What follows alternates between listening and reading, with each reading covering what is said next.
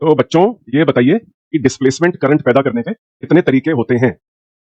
Sir, displacement current तो लिखा है एनसीईआरटी के अंदर कि वे केवल कैपेसिटर की प्लेट्स जब चार्ज होती हैं तभी पैदा होता है। तो बच्चों आपके दिमाग में क्या पिक्चर है कि एक कैपेसिटर जब बैटरी द्वारा चार्ज करा जाता है तो उसके ऊपर चार्ज लगातार बढ़ता जाता है। उस चार्ज के बढ़ने से इलेक्ट्रिक फील्ड भी बढ़ता जाता है। इसका मतलब एक चार्जिंग कैपेसिटर में डीई बाई डी होता है। चार्ज बढ़ा, इलेक्ट्रिक फील्ड बढ़ा, माने डीई बाई डी आया। और आपको मालूम है कि अगर डीई बाई डी होगा तो डिस्प्लेसमेंट करंट तो ओके ही रहेगा। Let's talk about the second situation. If the capacitor is now connected with N alternating current, what will happen? Alternating current है, उसका करंट एक साइन्यूसॉइडल वेव है। साइन्यूसॉइडल वेव का मतलब है, एग्जांपल पे साइन कर्व। जैसे जैसे वोल्टेज बढ़ेगी, जैसे जैसे साइन्यूसॉइडल वोल्टेज बढ़ेगी, वैसे वैसे the charge on the capacitor will grow up. It will reach the highest value and again the sinusoidal voltage will start coming down. उसी तरह से डिस्प्लेसमेंट करंट भी बिल्कुल उसको फॉलो करेगा।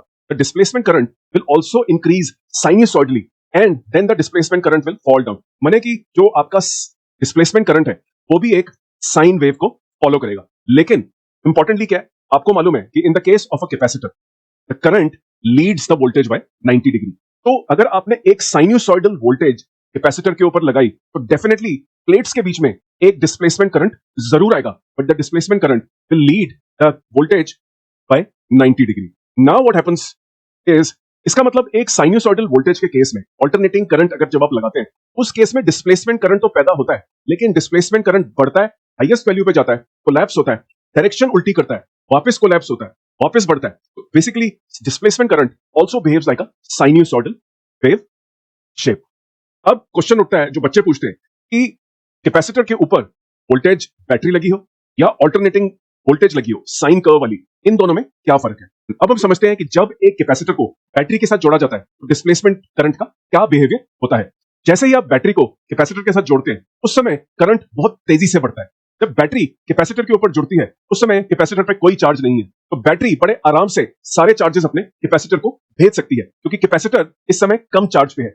जैसे जैसे कैपेसिटर के ऊपर चार्ज बढ़ता है बैटरी के लिए चार्ज भेजना मुश्किल हो जाती है। इजी लैंग्वेज में अगर मैं आपको कहूं तो शुरू में the current is very high because the rate of sending the charge to the capacitor is very high, but as the time progresses, जैसे समय बीतता है वैसे वैसे कैपेसिटर के ऊपर चार्ज बढ़ता जाता है, इसलिए बैटरी को बहुत मुश्किल आती है चार्ज भेजने में।